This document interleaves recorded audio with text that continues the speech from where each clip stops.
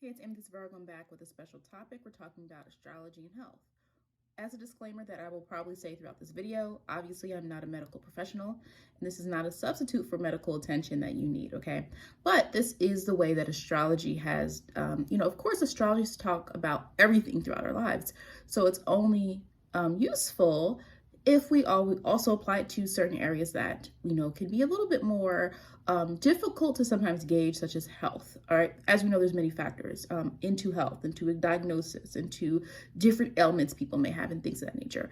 So it is an interesting topic, but this is not a substitute for real medical attention. I just want to put that disclaimer out there because no one can be like, "Oh, Amethyst Virgo said." No, I'm not giving you medical advice, but I do want to talk about this. So the first thing that we would think about with astrology is, you already know. And again, if I'm looking down, it's because, I already scripted my notes out. The thing we want to also understand about astrology is that there are certain houses associated with our physical being, okay? And such as the first one we're going to think about automatically is the sixth house. The sixth house, you see my video, maybe some of you check that out, but the video talks about work, talks about your daily life, but also health is a part of the sixth house. But we also can see that the first house is the physical representation of ourselves. It is the physical body, okay? So the first house is also important because sometimes we can see someone's physical, the physical manifestation of what the condition of themselves, or what they look like in particular. So sometimes in the first house, you can see those things as well. Not as much health, but the condition of the person, the body. Are they strong?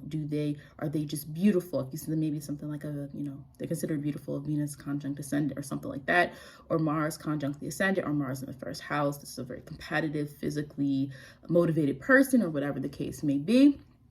Another house that I find important as well is, I'll get more into this, the eighth house. The eighth house can be a placement where you see surgeries, okay?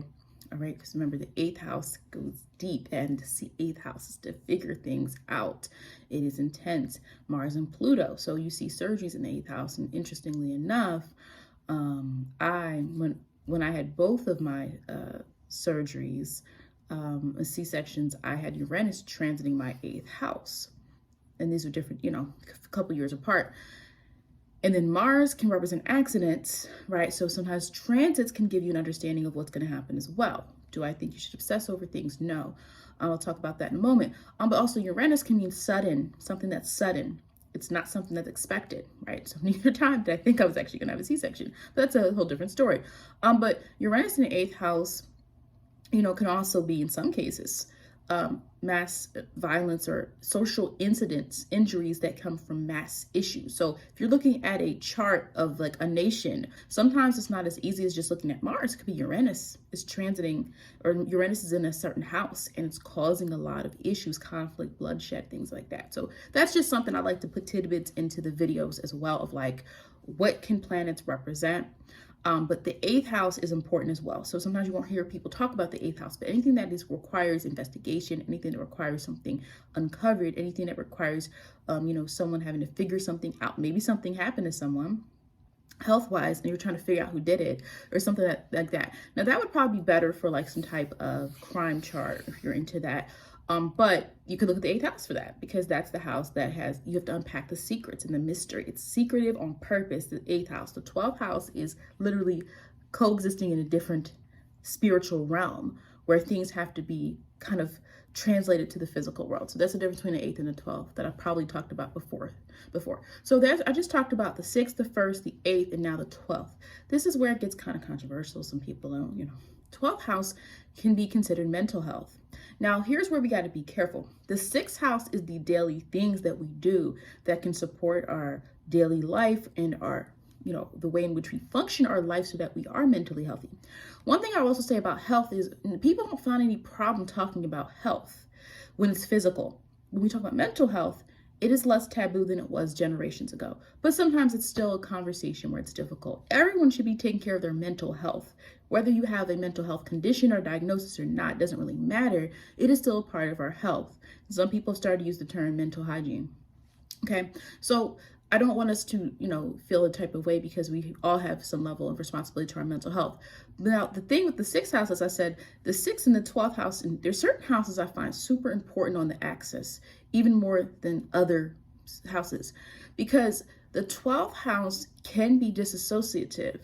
depending on certain aspects or planets, and again, I have a 12th house stellium, so this is not me picking on anybody with the 12th house energy, because I do a lot of work with 12th house people and talking about it and videos about it and things like that. But what I would definitely say is you could disassociate very easily. Remember, the 12th house traditionally was associated with mental hospitals, with imprisonment, with jails, and symbolically that's all isolation, right? So it's isolating yourself. And as I said before in another video, that in previous eras, people didn't understand mental health like they do now. You can definitely have people who sometimes have a mental health issue and they get help for it and they're better. And some people, we know they struggle with it their whole lives. So now that we understand what it can mean, we can treat it. And that's why the 6th house is important as well. Don't overwork. Don't overwork yourself to the point where you don't recognize who you are anymore. A lot of times when we're going, that's when people have these psychotic breaks, or they have they start having panic attacks and things like that. It's because the energy of the 6th and the 12th house ideally has to be balanced, especially if you have planets in those houses. Okay. But the 12th house can sometimes show us that. Now, mental health in the concept of this can also be something positive, right? You can find in the 12th house what someone needs to address in order to maybe find themselves having better understandings of what they need to do in their life, right? So though the 12th house can feel disassociative, because remember what I said in my other video, you can't touch the 12th house, is nothing's physical there, right? Unlike some other houses where we can put a label to something physical, 3rd house, school, the 4th house, home, the 5th, you get what I'm saying? It's different in that regard. I'm not saying if you have 12th house placements, you're going to have mental health issues. If you do, connect the dots, do some work and research about what that could potentially mean. It doesn't mean you're going to have it. It sometimes can mean it's more difficult for you to focus on the realities of the world. So if you have Mercury in the 12th house, I have Mercury in the 12th house, but I also have Virgo there. So Virgo keeps me, balanced there. But the thing with Mercury being in the 12th house is your mind can be so entrapped in tapping into otherworldly things that sometimes you don't feel like dealing with reality. So that's why you need a good balance within the chart. I have Neptune and Capricorn. So Neptune and Capricorn is like, wait, reality, right? And then I have these other, this Earth rising. So that's why sometimes I say in people's charts, it's easy to see what someone needs to work on, because if you have a lack of earth energy, it's going to be harder to counterbalance any of that from the 12th house. And again, it is a controversial topic but it's also, in my opinion, everything is about how you frame it. I just told you, 12th house placements, it does not mean that you're going to have any issue with this. It simply means you need a balance between daily life and your dreams, what you wish and what you want, and what's real and what can actually happen. And sometimes you're doing too much 6th house stuff and you need to do some 12th house stuff. Sometimes we need to escape. We need to get away from all these responsibilities being put on us, putting pressure on us, and go to that 12th house. So there's nothing bad about the 12th house. It's just a very special energy. Now, the 6th house, if I want to talk quickly about some of the planets. Okay, so the 6th house is going to be where we go predominantly for health indicators. However, you also would want to look at what's on the cusp of your 6th house. So you want to look at what sign is on the cusp of your 6th house as well. Okay, so as a reminder, astrology through the health, astrology and health video. It's not to replace medical diagnosis that you need to get from a professional, but it is focused on the astrology of it. Think about these signs as I'm going through them and what you've experienced or what you've seen. Look at your sign, but also look at your 6th house cusp sign as well. Aries rules the head, the face. Okay, so you might notice sometimes I'll see this. Aries kids or Aries individuals can sometimes get head injuries, and it's not always fatal, but like something to the head, they bump the head, they have a knot on their head or something like that. And Aries is physical manifestation of energy. So remember, Aries is also the sign that has to be physical. And sometimes if you have a child that can't sit still, or you feel like, okay, they're not just doing what I want them to do, you also may have to find physical outlets for someone. Or if you're an adult, find physical outlets for yourself, because that Aries energy does get restless and it needs to be used. And sometimes when we're looking at children, we don't understand, why won't you just sit down? But it can sometimes be there's an Aries need. And sometimes once you get them acclimated to, this is when you are running, this is when you have fun, it'll help their other behavior as well. And Aries people should definitely protect themselves in terms of their head. So wearing helmets. A lot of Aries people sometimes like to do things that are more risky, right? Like, oh, I don't need that, I'm good. Like the need for experience sometimes overrides their need for safety. So just being cautious, put the seatbelt on, put the helmet on, wear the protective gear, Aries people, because you're going to be more likely to try different things out. If you're a skateboarder, you're going to try those tricks out or whatever. So it is important for Aries, health-wise. Sometimes it's injuries. It's not like you are necessarily always, it's a fatal thing or it's an illness. Sometimes Aries, it's really just injuries and being careful of those types of things. Taurus rules, as we know, we're dealing with the lymph nodes, the neck area, the throat area. Okay, that's why sometimes Taurus can be known for singing. A very famous Aries with Mercury in Taurus is Mariah Carey. She has Mercury in Taurus. And so Taurus just has to be, I think, a little bit more careful when they get colds, when there are things. And again, if you might not relate to this, but you might have Taurus, you might not relate to your sun as much with health, but maybe Taurus on the second house, it's on the 6th house cusp. Definitely with Taurus, sometimes you'll hear some things about thyroid. So being very careful with Taurus of that, because also remember Venus rules Taurus. We'll get to that. What is Venus like? Comfort. Venus likes comfort. Taurus is not a very emotionally expressive sign, right? It's not the most, it doesn't shy away from emotions. It just looks at things more practical before it decides to feel anything. But not as hardcore intense as Scorpio, their opposite sign. But I would say that because Taurus doesn't initially, it's not their MO. Emotions are not their MO. So because it's not their MO, sometimes you can have people like, I'm good. I'm just going to have these things around me to make me feel better. My possessions, right? And yet sometimes can mean, remember, Venus is comfort. And sometimes Taurus can be comforting, comfort food, right? Comfort food. Different reason why someone with Taurus energy would gain weight over someone with Sagittarius energy. And again, weight gain happens to all signs and all these different, it's not just on one sign, but it is important to understand the astrology of it. And that's what I'm discussing. So it's important for Taurus to be careful of that in particular, like making sure that they are, Taurus can be really good with the taste of things, meaning they know the right seasoning, they know the right spices, because Taurus smell, remember Taurus taste, see the senses, Taurus rules that. Taurus is really good at knowing that something that's quality.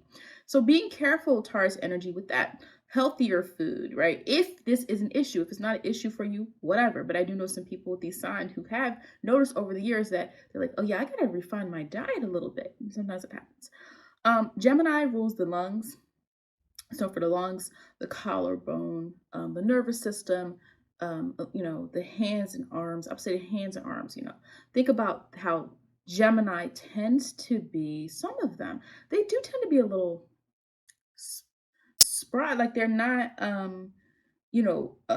girthy people. Like Gemini, most Gemini, especially the risings, there tend to be some of them slim. Now, if there's not a slimness to someone, look at the aspects. I just told you. I've told you before, I have moon sextile Jupiter. Moon is in Sagittarius. I love having a moon in Sagittarius, but in terms of if I want to talk about just the weight issue and how it can, and I'm not blaming astrology for this. Like, people have to understand, like, off of this, I have a life and I know, right? And I've lost weight and I've gained weight and I know all the rules. I'm a Virgo. I understand everything. I know how many calories are in everything. I know how many carbs are in anything. Trust me, because I've been through all this. But the point I'm trying to make is that, it is what it is. And sometimes you're going to have certain signs that are more likely to gain weight if you decide to use astrology. If you don't use astrology, you don't care about astrology, you shouldn't be here. Get off my channel. I'm joking somewhat. So what I'm saying about Gemini is, like, if that's not you, if you're not skinny and thin and spry, Gemini can gain weight, but I've noticed when they do, it's never excessive, okay? When Geminis that I know gain weight, it's never like how I would gain weight. Get what I'm saying? So with Gemini energy just being, but they have to do this. So what I would say they do is this: they have to exercise their mind, because Gemini is, just because you're skinny or just because you're not having the same weight issue as other people does not mean that you still don't need to pay attention to your health. And sometimes Gemini is so cerebral that it's not like an Aries that's always on the go. And so that's why people, when they slow down, when an Aries person slows down, that's when they might see some weight gain happen in life, because they, you stop being as active as you were. And it's really simple. And that's most people once you get to a certain age, like it is what it is. If you're young now, take control of your health, get some healthy habits in because you can't rely on your size at 21, at 31 and above. You just can't. Some people are lucky where they stay the same size, but I even know some people who haven't really gained, but their body just changes, and that's just normal with aging. Anyway, what I would say with Gemini is it's important. Remember, air. So of course they would be known for the lungs. This is an air sign. You need air.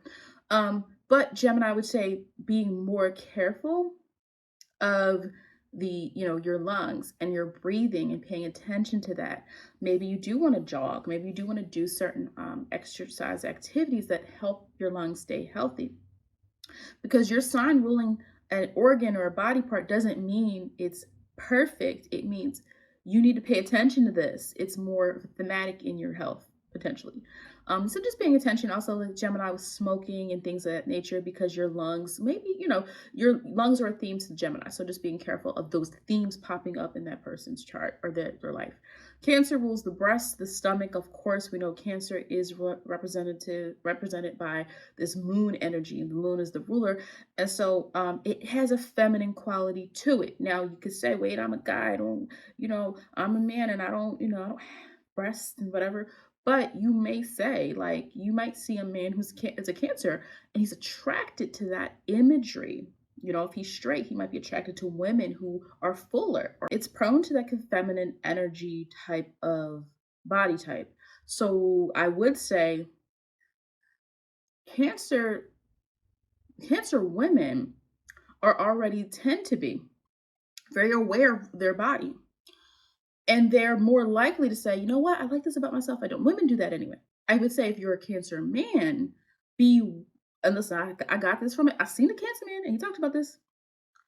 And not from the astrology end, but like gaining weight, because in a female body, okay, and I'm just calling it what it is. In a female body, you might already gain weight if you're pregnant or whatever like that. If you're a man as you get older, as you're a Cancer male, be mindful of how the weight comes on you. So I would say that, sometimes you can see these other guys that are able to kind of keep it off. I would definitely say with the Cancer man, because the way a Cancer man and an Aries man gains weight is going to be very different where it happens, is what I'm saying.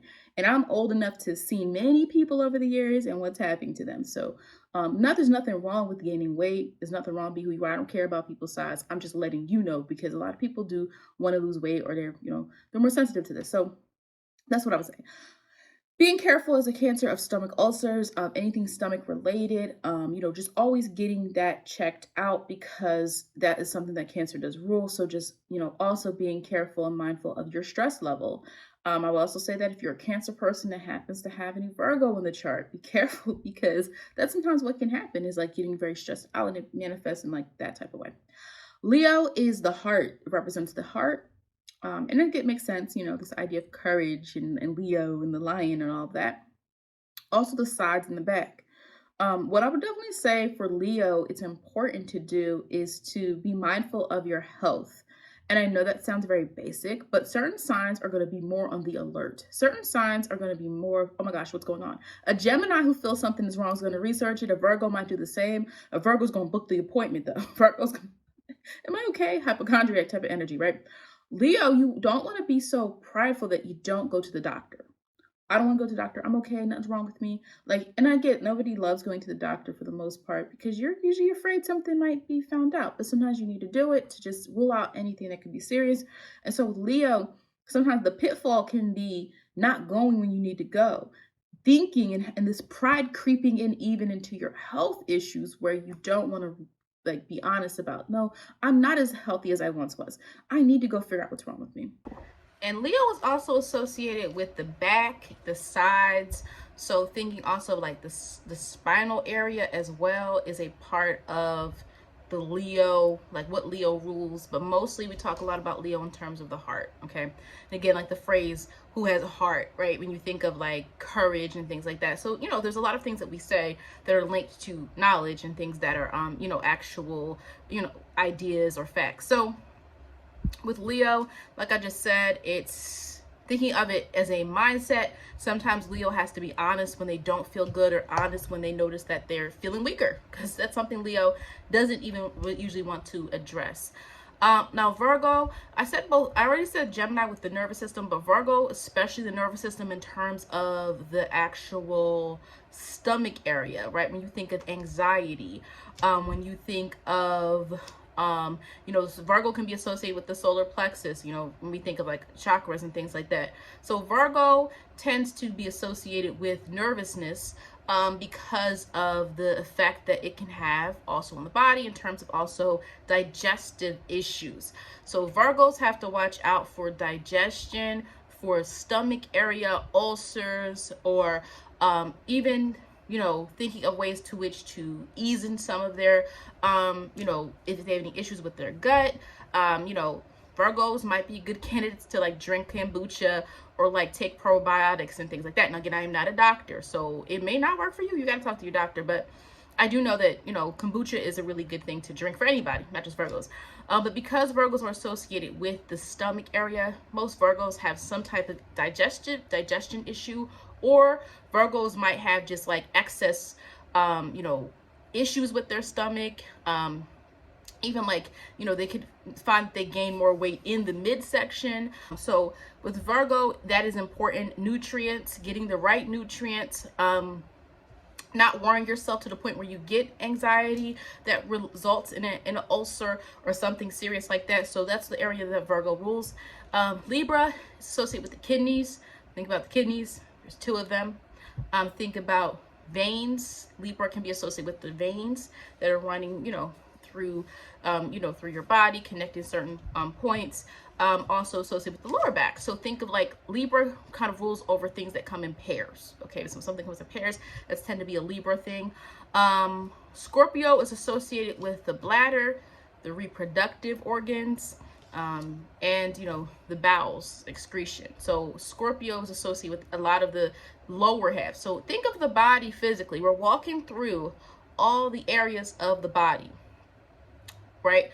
And kind of seeing how it kind of flows in the flow chart. Like, think about it, right? Aries is the head. We're going to end with Pisces as the feet. So Sagittarius. Now, I might do a follow-up video. There are some signs that pair up. So sometimes you might see something that also refers to, I believe, there's another sign also associated with the liver, but primarily we sometimes associate with Sagittarius with the liver. If you think about the liver, sometimes if people drink too much, they can get what's it called, cirrhosis of the liver. So it's excess, right? And so think of like that as well if you're trying to remember all of this. Sagittarius can sometimes be excessive. Sagittarius has also associated with the hips, the thighs. Also, that's why I say sometimes like it's not just Sagittarius people, but aspects to Sagittarius. If you have a Sagittarius, placement, and it's conjunct a placement that can represent potential weight gain or issues with weight or excessive body mass, that sometimes can be seen through Sagittarius energy, because it's about excess. It is about, indulging as well in what you like. So sometimes it's not even physical. It might not mean weight. It can mean the person indulges in substances or indulges with alcohol or indulges in something that can, in excess, cause health issues, okay?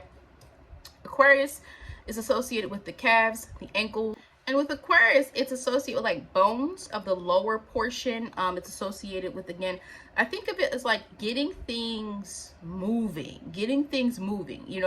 The joints are mostly associated with Capricorn. We'll talk about that in a moment. But Aquarius, if you think about Uranus's influence on Aquarius, it's like the spark, getting things moving, getting things flowing. So it also could be associated with the circulatory system. Aquarius, think about like, the functionality of things, making things flow, right? Making things flow, or actually holding things up as well. You think of your calves, these have muscles in them, right? And so if you think of your calves, understand the lower body is going to be more associated with what we are, our movement in terms of walking, in terms of moving around. And so if you want to think of Aquarius symbolically in that, as far as air, as far as being, ruled, in modern terms by Uranus, which is, it's electric, it moves, it is sporadic, right? Understanding that. And so it's important for circulatory system to flow. So that's really important in terms of that. Now, so sorry, I went out of order. Now Capricorn, is associated with the bones. The bones. Think of it as structure. Capricorn structure. It follows a certain tradition. It follows a certain path. Your bones. Now again, you have joints. So the reason we can move our bodies, move our arms, is because of our joints. But our bones are in one way.